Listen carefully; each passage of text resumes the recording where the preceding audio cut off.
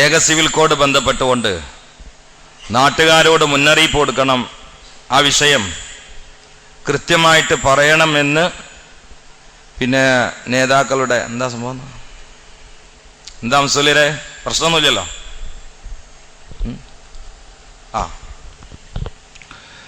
ഏക സിവിൽ കോഡുമായി ബന്ധപ്പെട്ടുകൊണ്ട് കാര്യങ്ങൾ ആളുകളോട് പറയണമെന്ന് സമസ്തയുടെ നേതാക്കൾ പ്രസ്താവന ഇറക്കിയിട്ടുണ്ട്. ഇന്ന് രാജ്യം നേരിടുന്ന പ്രധാനപ്പെട്ട വെല്ലുവിളികളിൽ ഒന്ന് മാധ്യമ സ്വാതന്ത്ര്യം, മറ്റൊന്ന് മതസ്വാതന്ത്ര്യവുമാണ്. മാധ്യമ സ്വാതന്ത്ര്യം എൻ്റെ വിഷയമല്ല, പള്ളിയിൽ വെച്ചുകൊണ്ട് ചർച്ച ചെയ്യേണ്ട ആവശ്യമില്ല.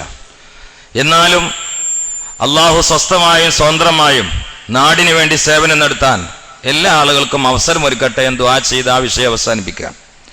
മതസ്വാതന്ത്ര്യം ഒരു വിഷയമാണ്. പ്രധാനമായ ആ വിഷയത്തിൽ ഉത്തരവാദിത്തപ്പെട്ട മുഴുവൻ ആളുകളും പറയാനുള്ളത് മതേതരത്വം ജനാധിപത്യം എന്ന വാക്കിന്റെ അർത്ഥത്തെ കളങ്കപ്പെടുത്തുന്നത് എല്ലാവരും ശ്രദ്ധിക്കണം എന്നാണ്. മതേതരത്വം എന്ന് പറഞ്ഞാൽ മതനിരാശയല്ല. മതേതരത്വം എന്ന് പറഞ്ഞാൽ 200-ലപ്പുറം മതങ്ങൾ ഈ ഇന്ത്യ രാജ്യത്ത് പ്രവർത്തിക്കുന്നുണ്ട്. ആളെണ്ണത്തിൽ ഏറ്റ വ്യത്യാസം ഉണ്ടാകാം. മതം എന്ന നിലയിൽ 200ഓളം അല്ലെങ്കിൽ ഞാൻ വായിച്ചെടുത്തോളം അതിൻ്റെ അപ്പുറം ഉണ്ടാവാം മതവിശ്വാസികൾ ഇന്ത്യയിൽ ജീവിക്കുന്നുണ്ട്.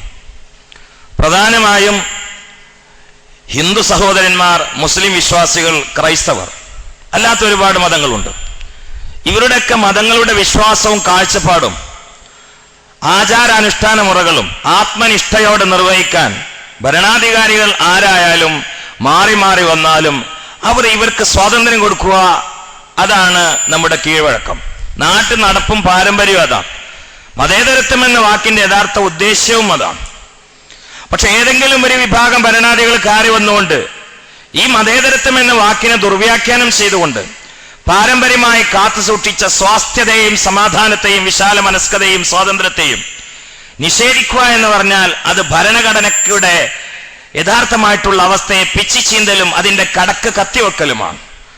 അതുകൊണ്ട് മാന്യമായും ബഹുമാനമായും അതിലേറെ സ്നേഹത്തോടെയും ഉത്തരവാദിത്തപ്പെട്ട സ്ഥാപനത്തിൽ വെച്ചുകൊണ്ട് ഉത്തരവാദിത്തപ്പെട്ട സമയത്ത് പ്രധാനമായ കാര്യമെന്ന നിലയിൽ ഉണർത്തുമ്പോൾ എല്ലാവരോടും പറയാനുള്ള മതേതരത്തെ കാത്തു സൂക്ഷിക്കണം എന്നതാണ് പ്രധാനമായ ഒരു കാര്യം.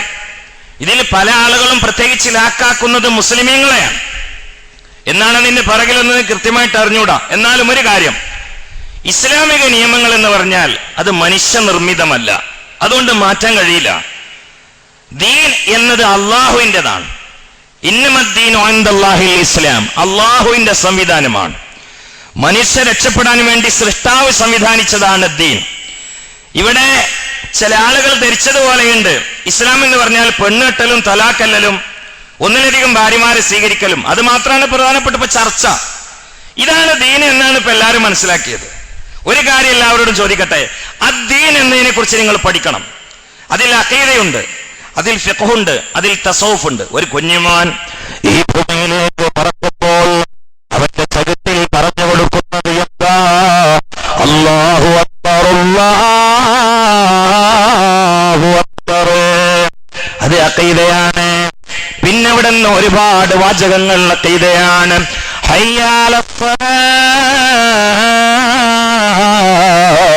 അത് ഫിഖ്ഹാണ്. ഹയ്യാലൽ ഫലാഹ് അത് തഹ്ദീബുൽ അഖ്ലാഖാണ്, തസവ്വുഫാണ്. അപ്പോ അഖീദ, ഫിഖ്, തസവ്വുഫ് ഇത് മൂന്നും ദീനാണ്. ഇതിൽ ഒരു ഭരണാധികാരി കയറി വന്നിട്ട് അല്ലെങ്കിൽ അവർക്ക് അനുകൂലമായി കോടതി അല്ലെങ്കിൽ കോടതിയെ ഭരണാധികാരികൾ പ്രസ് ചെയ്തുകൊണ്ട് ഇനി അടുത്ത കാലത്തൊരു ഒരു സിവിൽ കോഡ് വരാൻ പോവാണ് അഖീദയിൽ, മുസ്ലിമീങ്ങളെല്ലാവരും കോടതി നിർദ്ദേശിക്കുന്ന പ്രകാരം വിശ്വസിക്കണമെന്ന് പറഞ്ഞാൽ അംഗീകരിക്കാൻ പറ്റോ? ഒരു സിവിൽ കോഡ് വിശ്വാസ രംഗത്ത് നാനാജാതി മതസ്ഥർ പാർക്കുന്ന ഇന്ത്യ രാജ്യത്തെ കോടതി എന്താണോ പറയുന്നത് ആ വിശ്വാസത്തിൽ എല്ലാവരും ഉറച്ചു നിൽക്കണം എന്ന് പറഞ്ഞാൽ മുസ്ലിമീങ്ങൾക്ക് അംഗീകരിക്കാൻ പറ്റൂല. ഇനി കോടതി പറയാൻ എന്താണോ ഇന്ത്യ രാജ്യം സ്വഭാവമായി പറയുന്നത് ആ സ്വഭാവത്തിൽ എല്ലാവരും ഒരുമിച്ചുകൂടാ. ഈ തഹ്ദീബുൽ അഖ്ലാഖും തസവ്വുഫൊക്കെ എടുത്ത് കളയണം എന്ന് പറഞ്ഞിട്ടൊരു ഏക സിവിൽ കോഡ് തഹ്ദീബുൽ അഖ്ലാഖിൽ കൊണ്ടുവന്നാൽ സ്വീകരിക്കാൻ പറ്റുമോ? എന്താ നിങ്ങളുടെ അഭിപ്രായം? പറ്റുമോ? ഞാൻ ആരും പോറ കേൾപ്പിക്കുന്നില്ല, വേദനിപ്പിക്കുന്നില്ല. സയ്യിദ് അബ്ബാസ് അലി ശിഹാബ് തങ്ങൾ പറഞ്ഞ അതേപോലെ തന്നെ ഞാൻ പറയുന്നത്. കാരണം നാടിന്റെ ഐക്യം കാത്തു സൂക്ഷിക്കണം, നമുക്ക് ഈ മണ്ണിൽ ജീവിക്കണം, അള്ളാഹു തൗഫീഖ് ചെയ്യട്ടെ. പക്ഷെ ന്യായം ഞങ്ങൾ ചോദിക്കാണ്. ഇത് കൃത്യമായ ന്യായമാണ് ചോദിക്കുന്നത്, കൃത്യമായ ന്യായം ചോദിക്കുന്നത്. ഒരു വിഭാഗം ഭരണാധികാരികൾ വന്നിട്ട് പറഞ്ഞു, ഇവിടെ ഒരുപാട് മതസ്ഥരുണ്ട്, വികലമായ വിശ്വാസങ്ങളുണ്ട്, വികൃതമായ വിശ്വാസങ്ങളുണ്ട്, വിശ്വാസരംഗത്ത് വൈരുദ്ധ്യമുണ്ട്, വൈവിധ്യം മാത്രമല്ല. അതുകൊണ്ട് കോടതി എന്താണ് വിശ്വസിക്കാൻ പറഞ്ഞത് ആ വിശ്വാസത്തിലേക്ക് സകല മതക്കാരും വരണമെന്ന് പറഞ്ഞാൽ നമുക്ക് മാറ്റി എഴുതാൻ പറ്റുമോ? കാരണം നമ്മുടെ വിശ്വാസം എന്താ? ലാ ഇലാഹ ഇല്ലല്ലാഹ് മുഹമ്മദുർ റസൂലുള്ളാഹ്. അപ്പൊ അഖീദയിൽ വിശ്വാസരംഗത്ത് ഏക സിവിൽ കോഡ് നടപ്പിലാക്കാൻ പറ്റൂല. പക്ഷെ അത് പറഞ്ഞിട്ടില്ല കേട്ടോ, പറഞ്ഞൂടാ ഇല്ല. അത് പറയാനുള്ള ചുവടുവെപ്പാണോ ഇതോ എന്നും അറിഞ്ഞൂടാ. അള്ളാഹു കാത്തുരക്ഷിക്കട്ടെ. രണ്ടാമത്തേത് തഹ്ദീബുൽ അഖ്ലാഖാണ്. മുസ്ലിമീങ്ങളുടെ ആധ്യാത്മിക രംഗത്തെ നിയന്ത്രിക്കുന്ന ഒരു വലിയ സബ്ജക്ട് ഇസ്ലാമിലുണ്ട്. അത് തസൂഫ് എന്ന് പറയാം, ത്വരീഖത്ത് എന്ന് പറയാൻ, പെട്ടെന്ന് മനസ്സിലാൻ തഹ്ദീബുൽ അഖ്ലാഖ് എന്ന് പറയാം. അപ്പോ ഭരണാധികാരികൾ മാറി വന്നിട്ട് പറയാണ്, ഇനി കോടതി എന്താണ് തസൂഫായിട്ട് പറയുന്നത്, ആ ദിക്ർ എല്ലാവരും ചൊല്ലണം, ആ രീതിയിൽ എല്ലാവരും മുറ പോലെ ജീവിക്കണം, നിങ്ങളെ സിലബസിലുള്ള എടുത്ത് മാറ്റണം എന്ന് പറഞ്ഞാൽ അത് മുസ്ലിമീങ്ങൾക്ക് എന്നല്ല, എല്ലാ മതത്തിലും അവരുടേതായ ത്വരീഖത്തുണ്ട്, അവരുടേതായ തസൂഫ് ഉണ്ട്, അവരുടേതായ തസൂഫ് ഉണ്ട്. ഞാൻ അതിനിപ്പോ ചർച്ച ചെയ്യില്ല.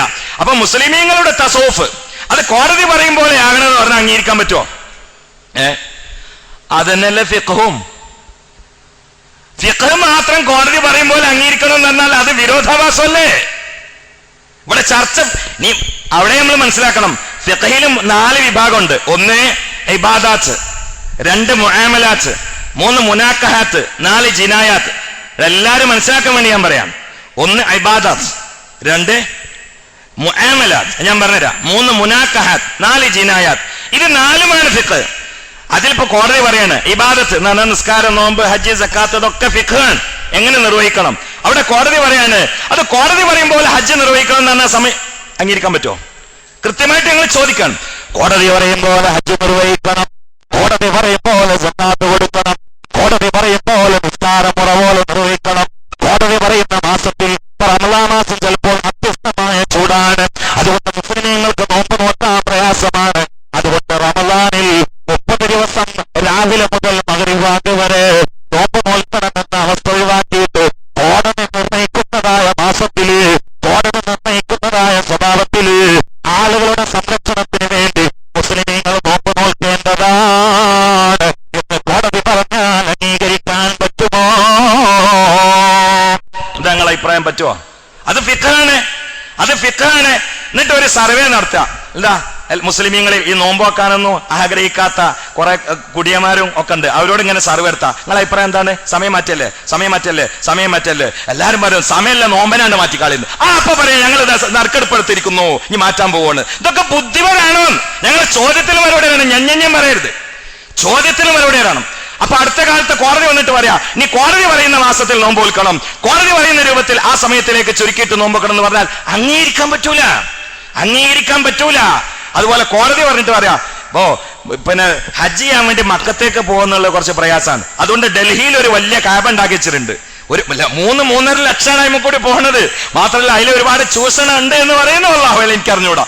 മാത്രമല്ല 60-70 വയസ്സ ഉപ്പാരൊക്കെ അങ്ങോട്ട് പോയിട്ട് ആ കാബ ഷരീഫിനെ നട്ടുച്ച സമയത്ത് ഇങ്ങനെ തവാഫ് ചെയ്യിപ്പിച്ചിട്ട് ക്ഷീണിപ്പിക്കുക, ഒരുപാട് യാത്രാ പ്രയാസങ്ങൾ, അതിലൂടെ വരുന്ന ക്ലേശങ്ങൾ, ഫ്ലൈറ്റ് അപകടങ്ങൾ. അതുകൊണ്ട് ഇനി ഡൽഹിയിൽ ഒരു കാബ നിർമ്മിക്കുകയാണ്. എല്ലാവരും ഇവിടെ നിന്നിട്ട് സൗകര്യാർത്ഥം തവാഫ് ചെയ്യണമെന്ന് അടുത്ത ഭരണാധികാരികൾ കോടതിയെ സ്വാധീനം ചെലുത്തിയിട്ട് പറയിപ്പിച്ചാൽ അംഗീകരിക്കാൻ പറ്റൂല. അത് ഫിഖ്ഹാൻ, അത് ഫിഖ്ഹാൻ. പിന്നെ എല്ലാരും കൂടി പാണ്ട് കൂടിക്കണ് പെണ്ണിട്ടണേ. ഇതെന്താ ചർച്ചക്കെടുക്കാത്തത്? ഇതൊക്കെ ചർച്ചല്ലേ? എന്റെ ചോദ്യം ന്യായമല്ലേ? എല്ലാരും കൂടിയാണ് കൂടിക്കണ്. തൊലാക്കും പെണ്ണിട്ടണു കേട്ടാ തോന്നും ഖുർആനിൽ 1-ാമത്തെ അധ്യായം സൂറത്ത് തൊലാക്കാണെന്ന് തോന്നിപ്പോ. അല്ല, പിന്നെന്താ? പെണ്ണിട്ടവരൊക്കെ തൊലാക്കല്ലുവാന്ന് നമ്മളാരെങ്കിലും പറഞ്ഞ പോലെ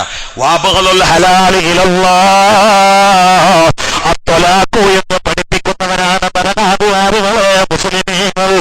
നിർബന്ധത്തിൽ വേറെ നിവൃത്തിയില്ലാതെയാകുമ്പോൾ തൊലാക്ക് ഹലാലാ. പക്ഷെ ഹലാലായി ചെയ്യുന്ന കാര്യങ്ങളിൽ പടച്ചവന് ഏറ്റവും ദേഷ്യമുള്ളത് അത് തൊലാക്കാണ്. നിങ്ങൾ സർവേ നടത്തിക്കോ, ലോകാടിസ്ഥാനത്തിൽ സർവേ നടത്തിക്കോ. ഏറ്റവും ഏറ്റവും കുറഞ്ഞ ത്വലാഖ് സംഭവിക്കുന്നത് ഏറ്റവും കൂടുതൽ മുസ്ലിമീങ്ങളുള്ള സ്ഥലത്താണ്. ചിന്തിക്കണം, ഹിന്ദുക്കളിൽ നടക്കുന്ന ത്വലാഖ് ഇസ്ലാമിലില്ല.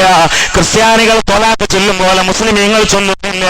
ഏറ്റവും കുറവായ ത്വലാഖ് സംഭവിക്കുന്നത് ഏറ്റവും കൂടുതൽ മുസ്ലിമീങ്ങൾ പാർക്കുന്ന സ്ഥലത്താണ്. കാരണം ത്വലാഖിൽ നമുക്ക് നിയമമുണ്ടെങ്കിലോ ത്വലാഖിനെ കുറിച്ച് ശക്തമായ താക്കീത് നൽകിയയാളാണ് നബിയുനാ മുഹമ്മദ് മുസ്തഫ. മുത്തലാഖ് മുത്തലാഖ് എന്ന് നാഴികക്ക് 40 വട്ടം പ്രസംഗിച്ചുകൊണ്ട് ജനങ്ങളുടെ സൗഹാർദ്ദം തകർക്കാൻ ശ്രമിക്കുന്ന യുക്തിവാദികളോട് വിനീതമായൊന്ന് ചോദിക്കട്ടെ, നിങ്ങൾ മൊഴി ചൊല്ലാറില്ലേ? അത് പലപ്പോഴും ഒപ്പുകൊണ്ടാണ്, ചിലപ്പോൾ ഒരു വാക്കുകൊണ്ടാണ്. ഇവിടെ ആരാ ത്വലാഖല്ലാത്തത്? മുസ്ലിമീങ്ങൾ ത്വലാഖ് എന്ന് പറയുന്നു. ഇത് നടക്കാത്തത് എവിടെയാണ്? ത്വലാഖിനെതിരെ മുറവിളി കൂട്ടുന്ന ആളുകൾ ത്വലാഖ് ചെല്ലാറില്ലേ? ഒരു ചെല്ലാറുണ്ട് ഒപ്പിട്ട് കൊടുത്തിട്ട്. ഞങ്ങൾ ഒപ്പിട്ട് കൊടുക്കൽ ഒഴിവാക്കിയിട്ട് വാമൊഴിയാക്കിയാൽ എന്താ കുഴപ്പമെന്ന്? ത്വലാഖ് വേണ്ട എന്ന് അടച്ചു കൂട്ടിയിട്ട് പറയാൻ ലോകത്ത് ആർക്കെങ്കിലും കഴിയോ? ആർക്കെങ്കിലും കഴിയോ? പിന്നെ ബഹുഭാര്യത്താണ്. ദീർഘമായിട്ട് പ്രസംഗിക്കാൻ സമയമില്ല. ബഹുഭാര്യത്താണ്. വിനീതമായിട്ടൊന്ന് ചോദിക്കട്ടെ, ഒരാളൊരു വിവാഹം കഴിച്ചു. വിവാഹം കഴിച്ചപ്പോൾ ആ പെണ്ണിന് ജനനേന്ദ്രിയം ഇല്ല എന്ന് കൂട്ടുക, അല്ലെങ്കിൽ ഉണ്ട്, ഉൽപാദന കഴിവില്ല. 2 വഴി ഇവിടെ മുമ്പിലുള്ളൂ. ഒന്നുകിൽ ആ പെണ്ണിനെ നമ്മളാണ്ട് ഒഴിവാക്കിയാൽ പിന്നെ ആ പെണ്ണ് കുടുംബത്തിൽ ഭാരമായിരിക്കും, സമൂഹത്തിൽ ഭാരമായിരിക്കും. അപ്പോൾ 2 വഴിയേ ഉള്ളൂ. ആ പെണ്ണിനെ ഭക്ഷണം കൊടുത്ത് സംരക്ഷിക്കാൻ വേണ്ടി ആഗ്രഹിക്കുക, മറ്റൊരു പെണ്ണിനെ കല്യാണം കഴിക്കുക. ഇതിലേതാ ഏറ്റവും നല്ലത്? ആ പെണ്ണിനെ ചവിട്ടി പുറത്താക്കുക, പുതിയ കല്യാണം കഴിക്കലാണോ? ഓൾക്ക് വെള്ളം പറ്റും കൊടുത്ത് ഒരു സ്ഥലത്ത് താമസിപ്പിച്ചുകൊണ്ട് നമ്മളെ സംരക്ഷണത്തിൽ കഴിയുക, വേറെ കല്യാണം കഴിക്കുക. ഇതിലേതാ ഏറ്റവും നല്ലത്? ഇതെങ്ങളും ഡൽഹിയില. ഇതിലേതാ ഏറ്റവും നല്ലത്? വേറെ കല്യാണം കഴിക്കുക. അപ്പൊ ബഹുഭാരിത്വത്തിന്റെ അടിസ്ഥാനം നിഷേധിക്കാൻ പറ്റുമോ? നിഷേധിക്കാൻ പറ്റൂല. എല്ലാരും 4 പെണ്ണിട്ടെന്ന് ആരാ പറഞ്ഞ്? ഒരു രാജ്യത്ത് 6000 പെണ്ണുങ്ങളും 3000 ആണുങ്ങളാണെന്ന് കൂട്ടുക. അങ്ങനെ ഉണ്ട്, തെളിയിക്കാൻ പറ്റും. ഇപ്പൊ ജുമാന്റെ ശേഷമുള്ള പ്രസംഗം ആയതുകൊണ്ട് പറ്റൂല, തെളിയിക്കാൻ പറ്റും, രേഖകളൊക്കെ ഉണ്ട്. അങ്ങനെ ആയ കൂട്ടുക. ഇന്ത്യയിലല്ല ഞാൻ പറയുന്നത്, ഇസ്ലാമിക നിയമം എന്ന് പറഞ്ഞാൽ ഇന്ത്യയിലേക്ക് മാത്രമല്ല, അത് എല്ലായിടത്തും ഉള്ളതാണ്. അങ്ങനെ ആണെന്ന് കൂട്ടുക. അങ്ങനെ ആയാൽ ഇവിടെ എന്താ ഇപ്പൊ ബഹുഭാര്യത്തെ നിഷേധിച്ചാൽ സംഭവിക്കുക? ഈ 3000 ആണുങ്ങൾ 3000 പെണ്ണുങ്ങൾ കല്യാണം കഴിച്ചിട്ട് 3000 പെണ്ണുങ്ങൾക്ക് ഭർത്താക്കന്മാരായി. മറ്റ് 3000 പെണ്ണുങ്ങളോട് നമ്മൾ പറയാം, നിക്കാഹിന്റെ കാര്യം കഴിഞ്ഞിരിക്കുന്നു, വിവാഹം കഴിക്കൂലി, ഞങ്ങളെല്ലാവരും വെയിലി പോയിക്കോളി എന്നറിയാം. അല്ല, ആരോഗ്യവാന്മാരായ നീതിയുക്തമായിട്ട് കല്യാണം കഴിക്കാൻ കഴിയുന്ന ആളുകൾ ആ 3000-ൽ അവർക്ക് ഒരു ഭാര്യഭർത്തൃ ജീവിതം ഉണ്ടാകട്ടെ എന്ന് മനസ്സിലാക്കിയിട്ട് എല്ലാ രൂപത്തിലും നീതി നിയമാടിസ്ഥാനത്തിൽ ജീവിക്കുമെന്ന് പ്രതിജ്ഞ ചെയ്തുകൊണ്ട് മറ്റു ഭാര്യമാരെയും വിവാഹ ബന്ധത്തിലേക്ക് കൊണ്ടുവരിക. ഇതിൽ ഏറ്റവും നല്ല ഏതാ? എല്ലാവരോടും വെയിലിയാടി പോകാൻ വേണ്ടി പറയല, അല്ല, നിയമാടിസ്ഥാനത്തിൽ അവരെ വിവാഹ ജീവിതത്തിലേക്ക് കൊണ്ടുവരലാണ് നല്ലതെന്നുള്ള ആർക്കാ അറിയാത്തത്? ഇങ്ങനെ അള്ളാഹു ഒരു നിയമം വെച്ചാൽ അതിന്റെ പിറകിൽ ഒരുപാട് രഹസ്യങ്ങൾ ഉണ്ടാവും.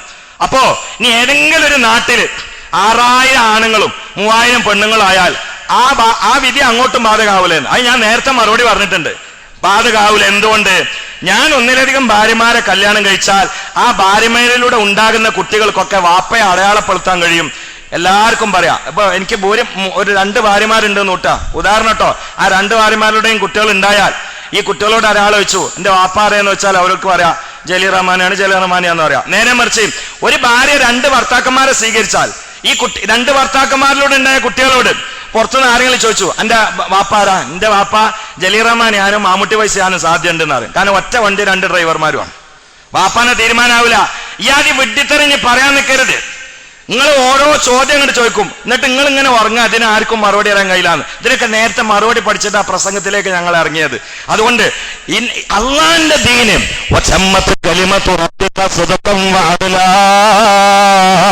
അള്ളാന്റെ ദീന് പരിപൂർണമാണ്, നീതിയുക്തമാണ്.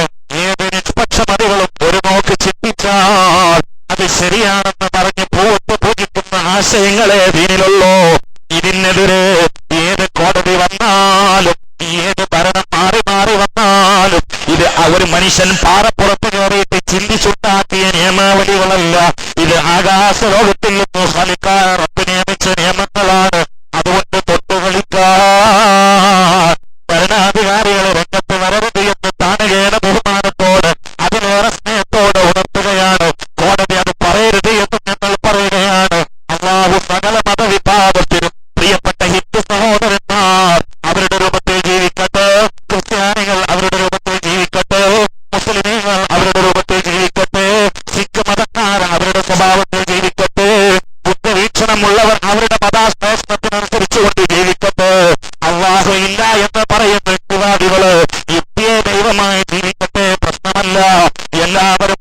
മാത്രം സ്വാതന്ത്ര്യം കൊടുത്തുകൊണ്ട് മതേതരത്വം എന്ന വാക്കിന് കളങ്കം ചാർത്തുന്ന അപകടങ്ങളിൽ നിന്ന്, സ്വരങ്ങളിൽ നിന്ന്, പേനകളിൽ നിന്ന്, മഷികളിൽ നിന്ന്, പ്രസ്താവനകളിൽ നിന്ന്, പ്രഭാഷണങ്ങളിൽ നിന്ന് മാറി നിൽക്കണോ എന്ന് മുസ്ലിമീങ്ങൾ സംഘടിച്ചുകൊണ്ട് വളരെ വിനയത്തോടെ മതേതരത്വ ജനാധിപത്യ രാഷ്ട്രത്തിന്റെ അത്യുന്നത സ്വാസ്ഥാനത്തിൽ വിരാജിക്കുന്ന മുഴുവൻ ആളുകളോടും താണകേൻ അപേക്ഷിക്കുകയാണ്. റബ്ബേ, അഖീദയെ മാറ്റാൻ ഞങ്ങൾ സമ്മതിക്കൂല, തൗഹീദുൽ അഖ്ലാഖ് മാറ്റാൻ ഞങ്ങൾ സമ്മതിക്കൂല, അതുപോലെ ഫിഖ് മാറ്റാൻ ഞങ്ങൾ സമ്മതിക്കൂല. അതുകൊണ്ട് ഞങ്ങളുടെ കഴിവുകേടും ഞങ്ങളുടെ ദോഷവുമാണ് ഇങ്ങനെയുള്ള ഭരണാധികാരികളുടെ അഫലമനീയമായ സ്വരങ്ങൾക്ക് പുറകിൽ നീ ഞങ്ങൾക്ക് അദാബായി നൽകിയതെങ്കിൽ ഈ അദാബിനെ എടുത്തൊഴിവാക്കണേ അല്ലാഹ്. സകല ഭരണാധികാരികൾക്ക് മതേതരത്വം എന്ന വാക്കിന് അന്വർത്ഥമായി ജീവിക്കാനുള്ള സ്വാതന്ത്ര്യമോ ഈ ഇന്ത്യ രാജ്യത്തിന് മാത്രമല്ല എല്ലാ രാജ്യങ്ങളിലും ഉണ്ടാക്കിക്കൊടുക്കാൻ ഉത്തരവാദിത്തപ്പെട്ട ആളുകൾക്ക് നീ സന്മനസ് കൊടുക്കണേ അല്ലാഹ്. ദുആ ചെയ്ത് നിർത്താണ്. ദീർഘമായി സംസാരിക്കാൻ പറ്റുന്ന സമയമല്ല, ജുമേന്റെ ശേഷമാണ്. വേണമെങ്കിൽ ഈ വിഷയം വെച്ചുകൊണ്ട് എവിടെയെങ്കിലും ദീർഘമായി സംസാരിക്കാം. ഞാൻ എന്റെ മത്തിന് പറഞ്ഞാണ് രത്ന ചുരുക്കം ഷറഹുകൾക്കൊക്കെ വിശദീകരിക്കാം. മർമ്മതാണ്, ഇതൊരിക്കലും തന്നെ അംഗീകരിക്കാൻ പറ്റൂല. അതുകൊണ്ട് എന്റെ പ്രിയപ്പെട്ട ചെറുപ്പക്കാർ, വാളെടുക്കണം എന്നല്ല പറയുന്നത്, നിങ്ങൾ സമരഭൂമിയിലേക്ക് ഇറങ്ങണമെന്നല്ല പറയുന്നത്. പക്ഷേ എല്ലാ സമയത്തും പ്രാർത്ഥിക്കണം. ഇത് ഒരു കാരണം നമുക്കത് വേണ്ടാതായതാണ്. നമുക്കത് വേണ്ടാതായി. നമ്മളൊരു കല്യാണപ്പുരയിൽ ഇങ്ങോട്ട് വന്നാൽ നോക്കുന്ന ആൾക്കാരെ നമ്മളും ഇസ്ലാമും തമ്മിലുള്ള ബന്ധം എങ്ങനെയാണ്? മുമ്പ് ഈ ഏക സിവിൽ കോഡ് മറ്റേതൊക്കെ മുമ്പുണ്ടല്ലോ. എന്താന്ന് പ്രസ്താവന ഇറക്കാൻ ധൈര്യമില്ലാഞ്ഞത്? ഇറക്കിയിട്ടുണ്ട്, പെട്ടെന്ന് പിൻവലിച്ചിട്ടുണ്ട്. ഇന്നത് പതിമങ്ങനെ കൂടാൻ കാരണം എന്താ അറിയോ? എല്ലാവർക്കും മനസ്സിലായി നമ്മളിപ്പോ ഇനി ഏക സിവിൽ കോഡല്ല, ഇനിയിപ്പോ നിസ്കരിക്കണ്ടെന്ന് ഒരു ഭരണാധികാരികൾ പറഞ്ഞാലും നമ്മളിന്ന് ആയിക്കോട്ടെ എന്ന് പത്രക്കാരന് മുമ്പിൽ വിളിച്ചിട്ട് ഇങ്ങനെ പറഞ്ഞ കുറെ ഉത്തരവാദിത്തപ്പെട്ട ബുദ്ധിജീവികൾ എന്ന് പറയുന്ന ഭ്രാന്തൻ ജീവികൾ ഇസ്ലാമിൽ തന്നെ ഉണ്ട് എന്ന് കൃത്യമായിട്ട് എല്ലാവർക്കും മനസ്സിലായതുകൊണ്ടാണ് ഈ ഓലപ്പാമ്പിട്ടിട്ട് ഇങ്ങനെ ഇറക്കുന്നത്. കാരണം നമ്മൾ തന്നെയാണ്. വേണ്ട, ഇനി ബുദ്ധിജീവികളൊന്നും വേണ്ട. നമ്മളൊരു വീട്ടിൽ കല്യാണം കഴിക്കുന്നിടത്ത് ഏതെങ്കിലും ഒരു അമുസ്ലിം ഒന്ന് വന്നു നോക്കിയാൽ മതി. അപ്പൊ അടുത്തുള്ള ആളെ ചൂണ്ടി പറയും, നമുക്ക് വരെ എങ്ങനെ ഇട്ട് ചാമ്പട്ടോ, ഇവരെ മതവും തമ്മില് ഒരു ബന്ധമില്ല എന്ന ആ ഒരു ധൈര്യത്തിൽ നിന്നാണ് ഇതൊക്കെ വരുന്നത്. അതുകൊണ്ട് നമ്മൾ സിറാത്ത് മുസ്തഖിമിൽ സ്റ്റഡി ആവണമെന്ന് എന്നോട് നിങ്ങളോട് ഞാൻ വളരെ സ്നേഹത്തോടെ ഊസീക്കും ബി തഖ്വല്ലാഹ്, അല്ലാഹു തൗഫീഖ് ചെയ്യട്ടെ എന്ന് പറഞ്ഞ് അല്ലാഹു സുബ്ഹാനഹു വ തആല പറഞ്ഞും കേട്ടും കബൂലാക്കട്ടെ. അല്ലാഹു ഇവിടെ നൽകിയ